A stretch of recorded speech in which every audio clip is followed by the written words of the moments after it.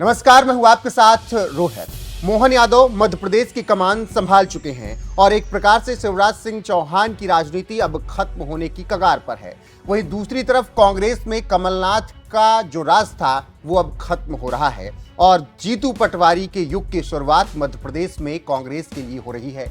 और इसी बीच जीतू पटवारी ने नए सीएम मोहन यादव को लेकर एक बड़ा बयान दिया है। चलिए समझाते हैं क्या है पूरा मामला इस रिपोर्ट में।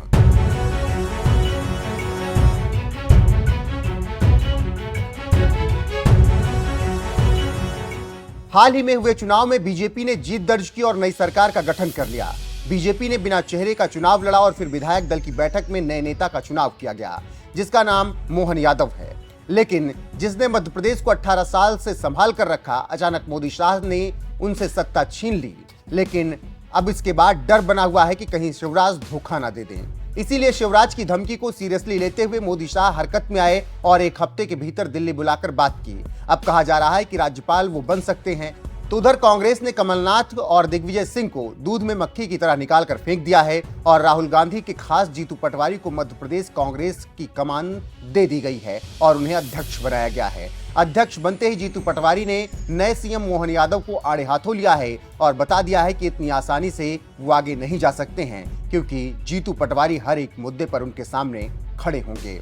मोहन यादव जी को अगर मध्य प्रदेश की कमान सौंपी है तो मैं मानता हूं कि एक नागरिक होने के नाते, एक विपक्ष का कार्यकर्ता होने के नाते मैं उनको बधाई देता हूं और आशा करता हूं कि उन्होंने जो वचन पत्र दिया है, मोदी की गारंटियां दी है, जो भावना किसानों के प्रति 3100 रुपये धान और 2700 रुपये गेहूं के दाम की बात की, 3000 रुपये लाडली बहना की बात की, पहली कैबिनेट में उनको लागू करना चाहिए।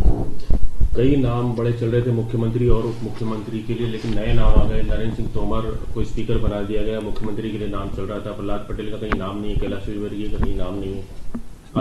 बात यह है कि कई लोग मुख्यमंत्री के नाम पे मैं बनूंगा मुख्यमंत्री और विधायक बन गए।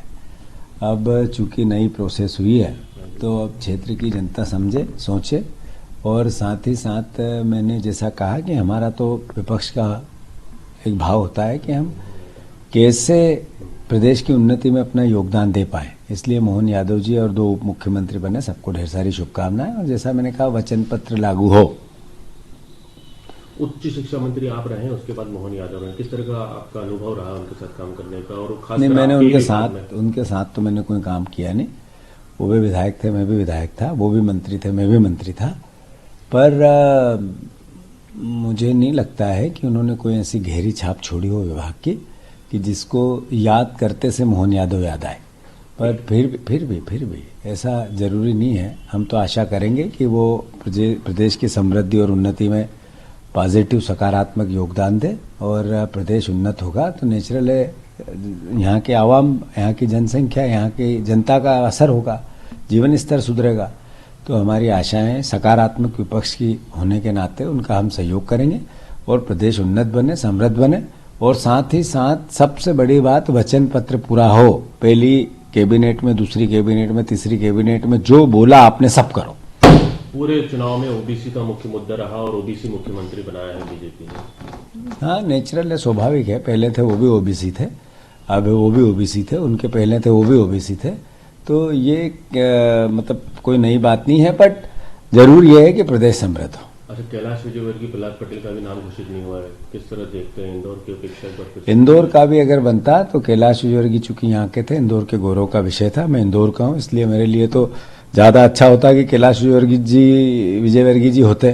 पर चूंकि वो नहीं है तो मालवा के हैं, मालवा के भी नहीं तो प्रदेश हमारा है और प्रदेश उन्नत होगा तो भी हम तो मतलब एक विपक्ष के होने के नाते खुश रहेंगे। तो सुन लिया क्या कुछ कह रहे हैं मध्य प्रदेश कांग्रेस के नए अध्यक्ष जीतू पटवारी। उनका साफ कहना है कि अभी बीजेपी के लिए कई चुनौतियां कांग्रेस मध्य प्रदेश में लेकर सामने खड़ी होगी।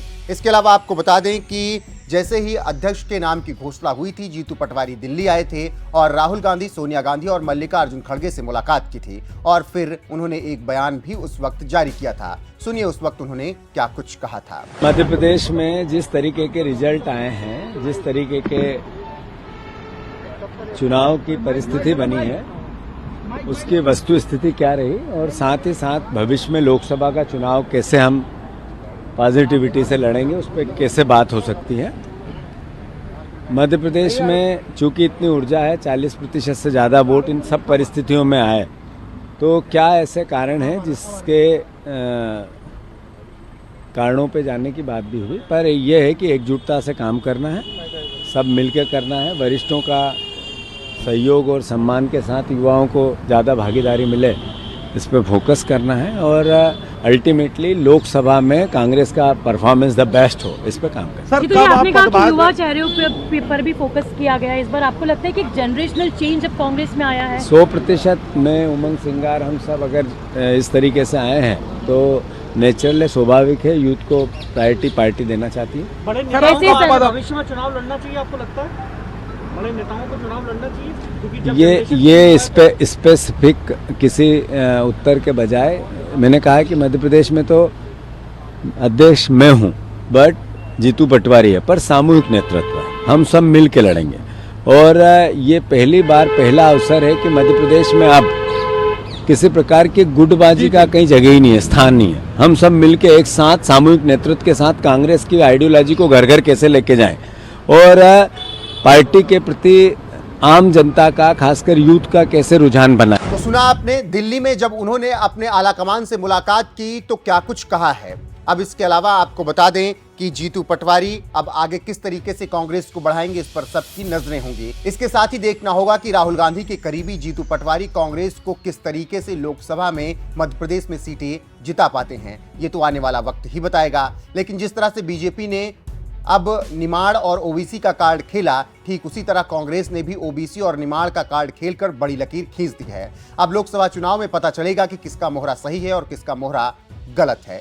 ये बात दोनों पार्टियों पर फिलहाल लागू होती है। अगर बीजेपी ने मध्य प्रदेश में प्रदर्शन ठीक नहीं किया तो मोदी को परेशानी होगी, और कांग्रेस ने ठीक किया तो एक अदद विपक्ष का नेता सही तरीके से मिल जाएगा। क्योंकि जो नियम है और जो डेकोरम है उसके हिसाब से लोकसभा में कांग्रेस को 10% या 55 सीटें जीतना जरूरी है, और आज की तारीख में कांग्रेस के पास ये आंकड़ा नहीं है। अगर जीतू ने बीजेपी को रोक दिया तो कुछ सीटों की बढ़ोतरी होगी और कांग्रेस मजबूत बनेगी। अब देखना होगा कि आगे क्या कुछ होता है और किसका दांव सही बैठता है। फिलहाल जिस तरीके से जीतू पटवारी ने कांग्रेस की कमान मध्य प्रदेश में संभाल ली है और अब वो नए सीएम मोहन यादव पर लगातार हमलावर हैं और बीजेपी पर तंज कस रहे हैं और कांग्रेस को आगे बढ़ाने की बात कर रहे हैं, उसको लेकर आपका क्या कुछ कहना है, अपनी राय कमेंट कर हमें जरूर बताएं।